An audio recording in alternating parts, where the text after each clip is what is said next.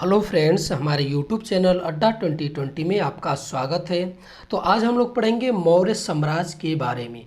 मौर्य साम्राज्य के बारे में हम लोग A to Z पॉइंट इसमें कवर करेंगे कि मौर्य साम्राज्य का स्थापना किसने किया है और इनके जो मौर्य वंश के बारे में जानकारी हमें कहाँ से मिलती है, इनके कौन कौन से राजा हुए हैं, इनके समय की सामाजिक व्यवस्था क्या थी और उसके बाद अशोक के शिलालेखों के बारे में पढ़ेंगे। यानी हम लोग मौर्य समाज के बारे में सभी पॉइंट कवर करेंगे। तो आइए हम लोग अब एक एक करके स्टार्ट करते हैं। तो पहला पॉइंट हम लोग यहाँ से स्टार्ट करते हैं कि मौर्य साम्राज्य की स्थापना किसने किया था। तो मौर्य साम्राज्य की स्थापना जो है चंद्रगुप्त मौर्य ने किया था। किसे पराजित करके? जो नंद वंश के अंतिम शासक घनानंद थे उनको जो है पराजित करके चंद्रगुप्त मौर्य ने मौर्य साम्राज्य की स्थापना किए थे।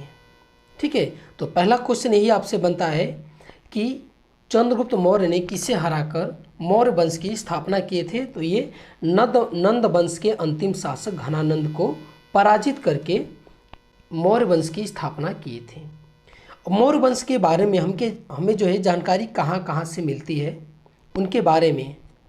तो कहाँ कहाँ से मिलती है? तो ये दो प्रकार की जानकारी मिलती है हमें।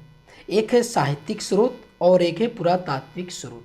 हमें दो जगह से मिलती है, एक साहित्यिक स्रोत से मिलती है और दूसरा पुरातात्विक स्रोत से मिलती है।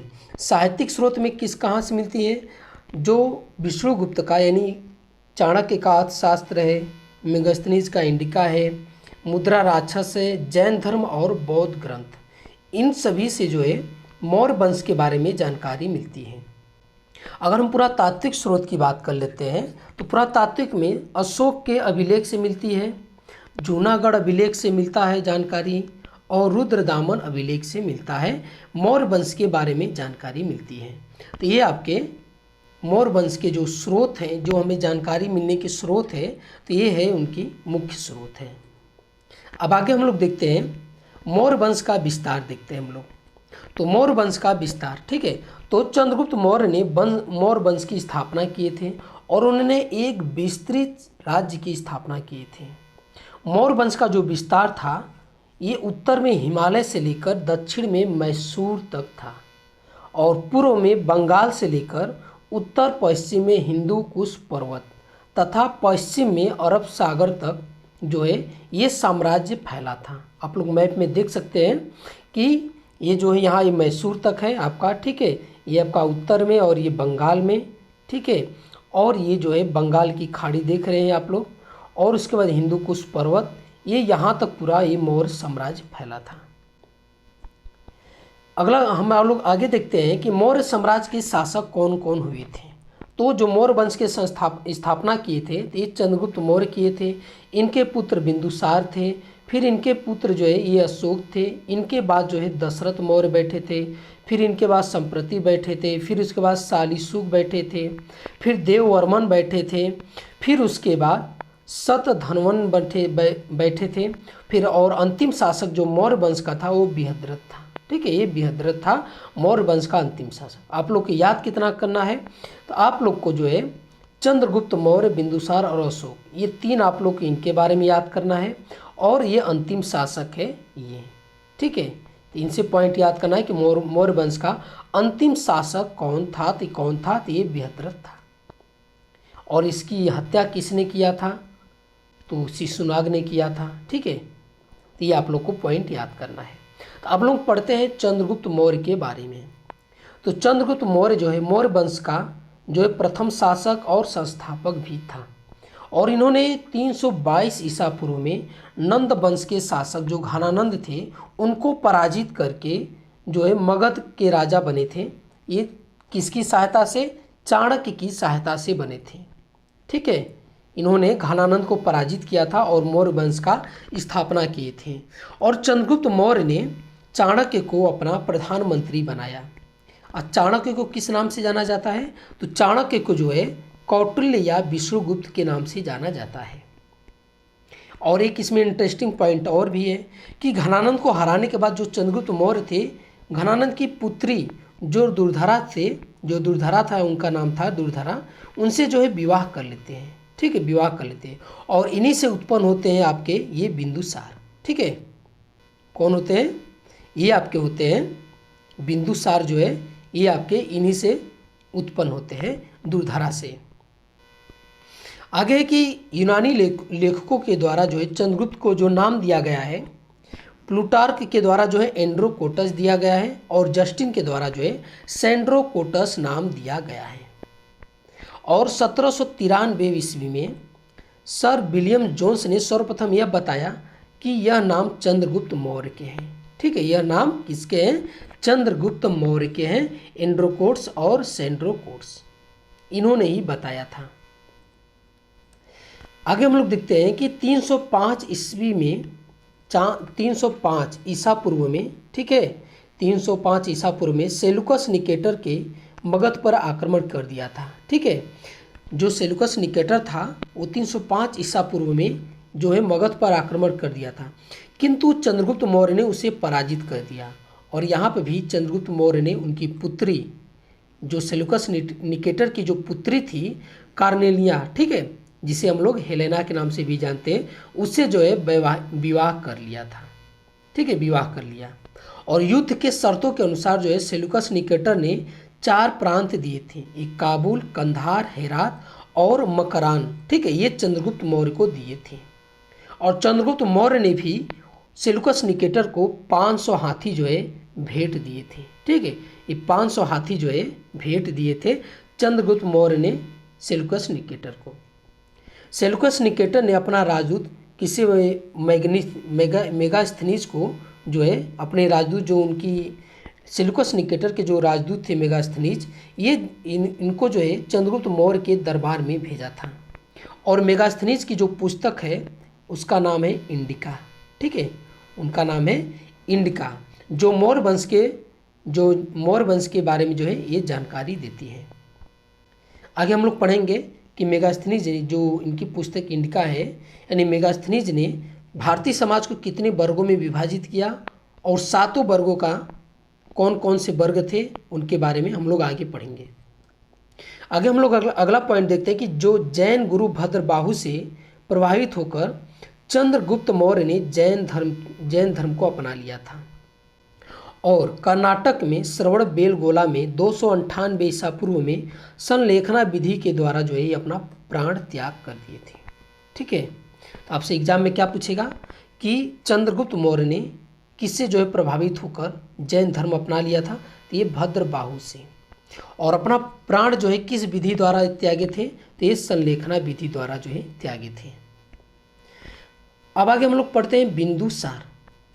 बिंदुसार जो था चंद्रगुप्त मौर्य का ये उत्तराधिकारी बना था और इनकी माता का नाम था दुर्धरा।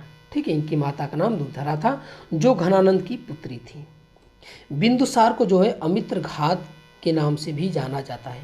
अमित्रघात का मतलब ये होता है कि शत्रुओं का नाश करने वाला। सीरिया के शासक एंटियोकस ने अपना जो है ये राजदूत डायमेकस को बिंदुसार के दरबार में भेजा था। जो सीरिया के शासक थे उनका जो है संबंध बिंदुसार से अच्छा था। और सीरिया के जो शासक थे, अपना राजदूत डायमेकस उनका नाम था, ये बिंदुसार के दरबार में भेजे थे। और बिंदुसार ने सीरिया के नरेश से अंजीर, मीठी शराब और तथा यूनानी दार्शनिक की मांग की थी। लेकिन जो सीरिया के नरेश थे एंटियोकस, उन्होंने 2 ही चीज़ सिर्फ दी, एक मीठी शराब और अंजीर, यही 2 चीज़ भिजवाए थे। लेकिन जो यूनानी दार्शनिक थे इनकी मांग को ठुकरा दिया, क्योंकि उन्होंने यह कहा कि जो दार्शनिक होते हैं ये क्रय विक्रय जो है नहीं किए जाते हैं यूनानी कानूनों के अनुसार। ठीक है, ये यूनानी कानूनों के अनुसार जो है दार्शनिक का क्रय विक्रय नहीं किया जाता है। तो यूनानी दार्शनिक का जो मांग है ये ठुकरा दिए थे। बाकी जो है ये आपकी मीठी शराब और अंजीर, ये दोनों चीज़ जो है भिजवाए थे। और सीरिया के जो नरेश थे उनसे जो है मौर्य वंश का जो है ये संबंध अच्छे थे। अब आगे हम लोग देखते हैं कि बिंदुसार जो था वो आजीवक संप्रदाय का अनुयायी था। ठीक है, ये पॉइंट बेहद इम्पोर्टेंट है, आप लोग इसको याद कर लीजिए कि जो बिंदुसार था ये आजीवक संप्रदाय का अनुयायी था। और चंद्रगुप्त मौर्य जो था वो जैन धर्म का था। अशोक किसका था? बौद्ध धर्म का। 3 शासक 3 अलग अलग जो है संप्रदाय के मान्य अंत में अपने जीवन में अपनाए थे। बिंदुसार जो है आजीवक संप्रदाय को, और चंद्रगुप्त मौर्य जो है जैन धर्म को, और उसके बाद बौद्ध जो है अशोक जो है बौद्ध धर्म को अपनाया था। बिंदुसार के समय जो है तक्षशिला में एक विद्रोह हुआ था। उस विद्रोह वो विद्रोह हुआ था, मतलब कि जो तक्षशिला में हुआ था, तो तक्षशिला का जो उस समय राजकुमार था, बिंदुसार का बड़ा बेटा था, उसका नाम था सुसीम। लेकिन वो जो है विद्रोह को दबाने में असफल रहा। ठीक है, वो विद्रोह को दबाने में जो है सफल रहा। और उस बिंदुसार का जो सबसे छोटा पुत्र था, जो छोटा पुत्र था अशोक, ठीक है, वो उस समय अवंती का राज्यपाल था। तो ये एग्जाम में आपसे पूछा जाता है कि जब तक्षशिला में विद्रोह हुए थे तब अशोक जो है कहाँ का राज्यपाल था? तो ये अवंती का राज्यपाल था। और उस विद्रोह को दबाने के लिए जो है अशोक को भेजा गया था, और अशोक ने बड़ी क्रूरतापूर्वक जो है उस विद्रोह को दबा दिया था। क्रूरतापूर्वक का आप लोग मतलब समझते हैं कि निर्दयतापूर्वक, किसी को भी मार काट देना, मतलब कि किसी तरह जो है उस विद्रोह को दबा देना। तो क्रूरतापूर्वक जो है वो जो है अपना उस विद्रोह को दबा दिया था। और बिंदुसार की मृत्यु के बाद जो है मगध के सिंहासन पर कौन बैठा था? तो ये अशोक बैठा था। ठीक है, और बौद्ध के अनुसार जो है अशोक ने अपने 99 भाइयों का कत्ल किया था। अब आगे हम लोग अशोक के बारे में पढ़ते हैं। अशोक का जन्म जो है 304 ईसा पूर्व में पाटलिपुत्र में हुआ था। बौद्ध ग्रंथों के अनुसार अशोक ने राजा बनने के लिए अपने 99 भाइयों की हत्या की थी। ये जो है बौद्ध ग्रंथों के अनुसार है। ठीक है, तो जो मौर्य वंश के जो मिलते हैं स्रोत मिलते हैं, तो बौद्ध ग्रंथ, जैन ग्रंथ, और उसके बाद मेगास्थनीज की जो पुस्तक है इंडिका, और उसके बाद जो चाणक्य की जो पुस्तक है अर्थशास्त्र, ठीक है, और मुद्रा राक्षस, इन सबों से जो है मौर्य वंश के जो है ये स्रोत हैं, उनकी जानकारियाँ मिलती हैं। तो बौद्ध ग्रंथ के अनुसार जो है अशोक जो है अपने 99 भाइयों की जो है हत्या की थी। और 269 ईसा पूर्व में अशोक का राज्याभिषेक हुआ था। ठीक है, 269 ईसा पूर्व में जो है अशोक का राज्याभिषेक हुआ था, और उनकी माता का नाम था सुभद्रांगी। ठीक है, सुभद्रांगी उनकी माता का नाम था। ये भी एग्जाम में पूछा गया है। आगे हम लोग देखते हैं कि राज्याभिषेक के 8वें वर्ष पश्चात 261 ईसा पूर्व में, कब? 261 ईसा पूर्व में अशोक ने कलिंग पर आक्रमण कर दिया था और कलिंग को जीत लिया। ठीक है, कलिंग को जीत भी लिया। और कलिंग में जो भीषण नरसंहार हुए थे, मतलब कि उसमें इतने लोग मारे गए थे कि उनको देखकर जो अशोक का हृदय था वो परिवर्तित हो गया। कि उसमें इतने मतलब कि सैनिक मारे गए थे, स्त्री मारे गई थी, बच्चे मारे गए थे, और कितने स्त्रियां जो विधवा हो गई थी, और बच्चे जो है अनाथ हो गए थे। इन सब दृश्य को देखकर अशोक जो है उनका हृदय जो है परिवर्तित हो गया, और जो है उनका हृदय परिवर्तन होने के बाद उन्होंने बौद्ध धर्म को अपना लिया था। ठीक है, और बौद्ध धर्म की जो है अशोक ने शिक्षा ली, किनसे ली? उपगुप्त से ली। ठीक है, कौन थे बौद्ध? वो बौद्धिस्ट, तो ये थे उपगुप्त थे। ठीक है, जिन्होंने अशोक ने जो है शिक्षा ली थी बौद्ध धर्म की। अब आगे हम लोग देखते हैं कि अशोक का बौद्ध धर्म उसका जो है व्यक्तिगत धर्म था।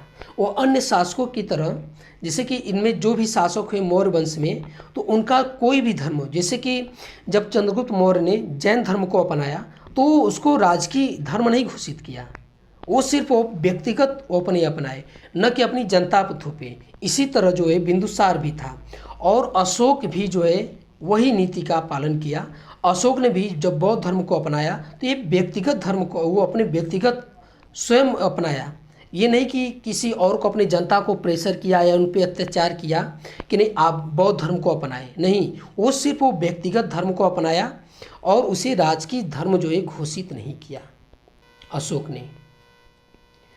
और आप लोग मध्यकालीन में पढ़ेंगे जितने भी बहुत से जो मुगल वंश, और उसके बाद ये आपके गुलाम वंश, खिलजी वंश, ये लोग थे, तो इन लोगों ने ज़बरदस्ती बहुत से मतलब कि मुस्लिम धर्म के प्रचार के लिए इन्होंने मतलब कि ज़बरदस्ती लोगों को मतलब कि मुस्लिम धर्म बनाया, अपनाया, मतलब कि तरह तरह की छूटें भी दी कि कोई मुस्लिम धर्म अपनाएगा तो उनको 1 कर माफ़ दिया जाएगा। तो उनमें जो किया, लेकिन अशोक ने ऐसा काम नहीं किया। अशोक ने बौद्ध धर्म के प्रचार के लिए अपने बेटे महेंद्र और बेटी संघमित्रा को जो है ये श्रीलंका भेजा। ठीक है, तो ये आपसे पूछेगा एग्जाम में कि श्रीलंका जो है बौद्ध धर्म के प्रचार के लिए अशोक ने किसे भी भेजा था, तो ये आपका महेंद्र और अपनी बेटी संघमित्रा को भेजा था। अशोक ने आजीवक संप्रदाय के लोगों के जो आजीवक संप्रदाय के लोग थे उनके लिए जो है बराबर की पहाड़ियों में जो है 4 गुफाओं का निर्माण भी करवाया। यानी इससे क्या पता चलता है कि अशोक जो है जिस धर्म को अपनाया उसका भी सम्मान करता है, बाकी अन्य सभी धर्म जो भी धर्म थे उनका भी सम्मान करता है। आगे हम लोग देखते हैं कि अशोक भारत का पहला ऐसा शासक था जिसने अपने संदेशों को अभिलेखों के माध्यम से जनता तक पहुंचाया।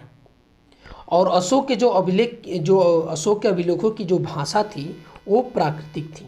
ठीक है, ये प्राकृतिक थी और अशोक ने 4 लिपियों का प्रयोग किया। ठीक है, अपने अभिलेख लिखने के लिए 4 लिपियों में लिखा गया है। अशोक का जो अभिलेख लिखा गया है ये 4 लिपियों का प्रयोग किया गया है। ठीक है, तो पहला है ब्राह्मणी लिपि, यह जो है भारत में मिले हैं। ये जो अभिलेख जो ब्राह्मणी लिपि में जो अभिलेख मिले हैं ये भारत में मिले हैं। और दूसरा है खरोष्टी जो लिपि का जो अभिलेख मिले हैं ये पाकिस्तान में मिले हैं। ठीक है, ये पाकिस्तान में मिले हैं। और तीसरा है अरमाइक लिपि, यह अफगानिस्तान में मिला है। ठीक है, ये अफगानिस्तान में मिला है। जो ग्रीक लिपि है ये भी अफगानिस्तान के उत्तरी सीमा में मिला है। ठीक है, तो ये 4 लिपियों का प्रयोग किया है। तो ये आपसे एग्जाम में इन लिपियों से भी एग्जाम पूछा है कि ये जो अरमाइक लिपि है ये कहाँ मिला है, तो ये अफगानिस्तान में मिला है। तो ये भी इससे भी एग्जाम में पूछे गए हैं क्वेश्चन। अब आगे हम लोग देखते हैं कि जो खरोष्टी लिपि है इनके जो लिखने की जो शैली है ये दाएं से बाएं की ओर लिखी जाती है। और अशोक के अभिलेख को पढ़ने की पहली सफलता जो पाई थी 1837 में जेम्स प्रिंसेप को मिली थी। ठीक है, उनके अभिलेखों को पढ़ने में पहली जो सफलता मिली थी ये जेम्स प्रिंसेप को मिली थी। ये एग्जाम में बहुत बार पूछा गया है। यानी मौर्य वंश का अगर कहे तो सबसे हाईलाइटेड ये क्वेश्चन बनता है ये। अब आगे हम लोग देखते हैं कि अशोक ने अपने अधिकतर अभिलेखों में अपना नाम देव नाम प्रियदर्शी जो है लिखा है। देव नाम प्रियदर्शी का मतलब है कि देवताओं का पसंद। ठीक है, तो देव नाम प्रियदर्शी लिखा है। मध्य प्रदेश के गुर्जरा तथा कर्नाटक की मास्की, नेदर तथा उदेगोलान अभिलेखों में अशोक का स्पष्ट नाम अशोक मिला है। ठीक है, तो ये जो मध्य प्रदेश के गुर्जरा और कर्नाटक की मास्की, नेदर तथा उदेगोलान अभिलेखों में जो है अशोक का नाम अशोक मिला है। राजस्थान के भाबरू अभिलेख में अशोक ने खुद को मगध का सम्राट बताया है। ठीक है, खुद को किस अभिलेख में, तो ये राजस्थान के भाबरू अभिलेख में अशोक ने खुद को जो है मगध का सम्राट बताया है। अब अशोक की धम्म यात्रा के बारे में हम लोग पढ़ते हैं। अशोक ने लोगों को नैतिकता सिखाने के लिए जो नियम कानून की संहिता बनाई उसे ही धम्म कहते हैं। मतलब कि लोगों को नैतिकता मतलब अच्छे जीवन, अच्छे तरीके से रहने के लिए, जो धार्मिक तरीके से रहने के लिए जो कानून बनाया था उसे ही धम्म कहते हैं। ठीक है, अशोक का धम्म स्वनियंत्रण पर आधारित था। अशोक का जो धर्म था, ये धम्म था, ये स्वनियंत्रण पर आधारित था। अशोक ने कहा कि व्यक्ति अपने माता पिता की आज्ञा माने, व्यक्ति ब्राह्मण तथा भिक्षु का आदर करे, व्यक्ति दास तथा सेवकों के प्रति उदार रहे, व्यक्ति को जियो और जीने दो का पालन करना चाहिए। ठीक है, तो ये इनके जो है अशोक के सैद्धांतिक थे कि जो अशोक की जो धम्म जो ये यात्रा है ये सब उनके विचार थे कि व्यक्ति को कैसे जीवन जीने चाहिए। और ये जो अहिंसा की है इसको छोड़कर हिंसा जो है, हिंसा को छोड़कर अहिंसा की साइड और शांतिपूर्वक जीवन जो है व्यतीत करनी चाहिए व्यक्ति को, उसी का प्रचार प्रसार किए हैं। अब आगे हम लोग पढ़ते हैं अशोक के जो 14 अभिलेख हैं उनके बारे में पढ़ते हैं। तो जो प्रथम अभिलेख है अशोक के उसमें लिखा गया है कि इसमें जो है अहिंसा पर बल दिया गया है और इसमें पशु बलि की निंदा की गई है। ठीक है, जो अशोक का जो प्रथम अभिलेख है इसमें जो है अहिंसा पर जो है बल दिया गया है और पशु बलि की निंदा की गई है। जो द्वितीय शिलालेख है इसमें जो है मनुष्य के साथ पशु चिकित्सा की भी चर्चा है। ठीक है, यानी मतलब कि मनुष्य के साथ पशुओं के लिए भी चिकित्सा की व्यवस्था किया गया था, यहाँ पे ये चर्चा है। तीसरा जो शिलालेख है इसमें जो है अशोक ने 3 अधिकारी यानी राजू, युक्तक तथा प्रदेशक का जो है चर्चा किया गया है। ये जो है धम्म के प्रचार के लिए थे, ठीक है, ये धम्म के प्रचार के लिए थे। जो चतुर्थ अभिलेख है इसमें जो है भैरी घोष यानी युद्ध के स्थान पर धम्म घोष यानी बौद्ध की नीति का चर्चा किया गया है। जो चतुर्थ अभिलेख है इसमें जो है युद्ध के स्थान पे बौद्ध की नीतियों का जो है ये चर्चा किया गया है। और 5वां अभिलेख है जो इसमें जो है धम्म महामात्र नामक जो अधिकारी की चर्चा है जो धार्मिक जीवन की देख रेख करता है, ठीक है, इसमें जो है चर्चा की गई 5वां शिलालेख में। जो 6वां शिलालेख है इसमें जो है अशोक ने कहा कि मेरा अधिकारी जन कल्याण के लिए जब चाहे मुझसे मिल सकते हैं। जो उनके अधिकारी हैं जन कल्याण के लिए अगर कोई भी बात हो, कोई योजना कुछ भी हो तो वो मुझसे आकर मिल सकते हैं, ये 6वां शिलालेख में कहा गया है। अब आगे हम लोग 7वां शिलालेख पढ़ते हैं। जो 7वां शिलालेख है 7वां शिलालेख में बोला गया है कि इसमें अशोक ने विभिन्न धर्मों की आपसी समन्वय की बात कही है। और ये जो 7वां शिलालेख है ये जो है अशोक का सबसे जो 14 शिलालेख है उसमें जो है सबसे बड़ा शिलालेख है 7वां शिलालेख। जो 8वां शिलालेख है इसमें अशोक ने धम्म यात्रा की चर्चा की है जो इसके राज्याभिषेक के 8 वर्ष से प्रारंभ होती है। 8वें वर्ष से जो है ये प्रारंभ होती है जो धम्म यात्रा है। और राज्याभिषेक के 10वें वर्ष जो है ये गया और राज्याभिषेक के 20वें वर्ष जो है ये लुम्बिनी की चर्चा है। आगे है कि 9वां अभिलेख, ठीक है, इसमें जो है सच्ची भेंट और शिष्टाचारों का वर्णन किया गया है, ठीक है, सच्ची भेंट और शिष्टाचारों का वर्णन किया गया है। और 10वां अभिलेख में राजा व अधिकारी हमेशा प्रजा के हित में सोचें, ठीक है। और 11वां अभिलेख में जो है धम्म की व्याख्या किया गया है 11वां अभिलेख में। और 12वां अभिलेख में जो है स्त्रियों की स्थिति में सुधार के लिए स्त्री महामात्रा नामक अधिकारी की चर्चा किया गया है। यानी स्त्रियों की जो दशा है उसमें जो स्थिति है उनके सुधार के लिए एक अधिकारी थे स्त्री महामात्रा, इनकी जो है चर्चा किया गया है 12वां अभिलेख में। अब 13वां अभिलेख देखते हैं। 13वें अभिलेख में जो है इसमें जो है कलिंग युद्ध की चर्चा किया गया है, ठीक है, इसमें जो है कलिंग युद्ध की चर्चा किया गया है। और 14वां अभिलेख जो है इसमें जो है अशोक ने जनता को धार्मिक जीवन व्यतीत करने के लिए प्रेरित किया है, ठीक है, धार्मिक जीवन व्यतीत करने के लिए प्रेरित किया है। अब हम आगे देखते हैं कि प्रमुख अध्यक्ष, यानी प्रमुख अध्यक्ष का मतलब कि जो अशोक के शासनकाल में अलग अलग जो पद पर थे उन पद पर जो है मतलब ये कहने का मतलब कि जो उनके अधिकारी थे जो बड़े बड़े पदों पर थे वो मतलब कि उस पद के अनुसार क्या कार्य था, ये उनका मतलब है। तो जो शुल्काध्यक्ष होते थे, जो शुल्काध्यक्ष एक पद था, ठीक है, शुल्क जो वसूल करते थे, व्यापार से जो प्राप्त करते थे कर या चुंगी, उनका काम होता था कि जितने भी कर या चुंगी मिलता था उनको एकत्रित करना, ये शुल्काध्यक्ष का काम था। पौतवाध्यक्ष का क्या काम था? माप तौल के मान को नियंत्रित करने, ठीक है, जो माप तौल को जो नियंत्रित करता था उनको बोला जाता था पौतवाध्यक्ष। जो वस्त्र उद्योग मंत्री थे उनको बोला जाता था सूत्राध्यक्ष, ठीक है, सूत्राध्यक्ष बोला जाता था उनको। और जो बूचड़ खाने या चर्म उद्योग का अध्यक्ष होता था उनको बोला जाता था सुनाध्यक्ष बोला जाता था।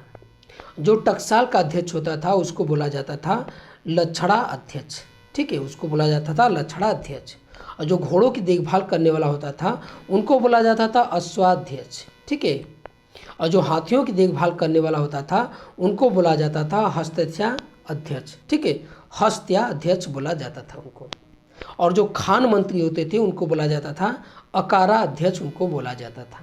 और जो कृषि विभाग से संबंधित होते थे उनको बोला जाता था सीता अध्यक्ष बोला जाता था। इनमें देखिए 2 मेन है, ये सीता अध्यक्ष, ठीक है, और उसके बाद और ये एक थे ये टकसाल वाला, ठीक है, ये टकसाल वाला।